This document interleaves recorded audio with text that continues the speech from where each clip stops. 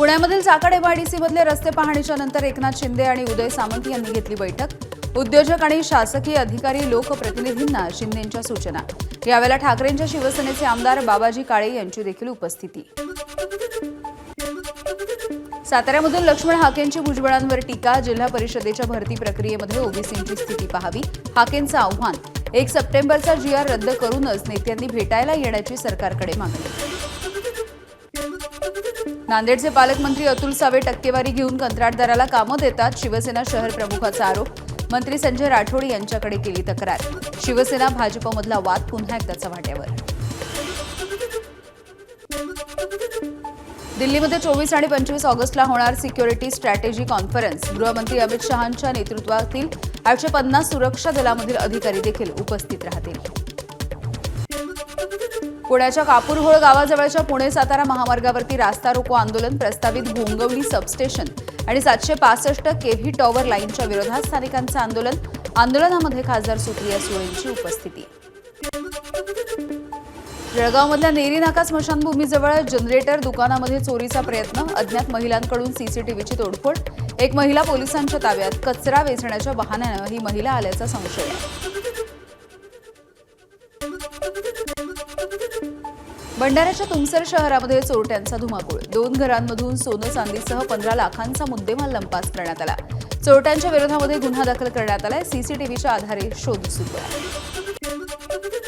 वर्ध्याच्या अंजी गावामधील गॅस एजन्सीच्या गोदामामध्ये सिलेंडरची चोरी झाली आहे। तब्बल 12 लाखांचे 750 सिलेंडर अज्ञात चोरट्यांनी लंपास केलेत। या प्रकरणी गुन्हा दाखल। लातूरमध्ये क्रांतिकारी शेतकरी संघटनेचे रास्ता रोको आंदोलन। कोरडा दुष्काळ जाहीर करून हेक्टरी 50,000 रुपये अनुदान देण्याची मागणी। आंदोलनामुळे 2 तास हैदराबाद महामार्ग ठप्प।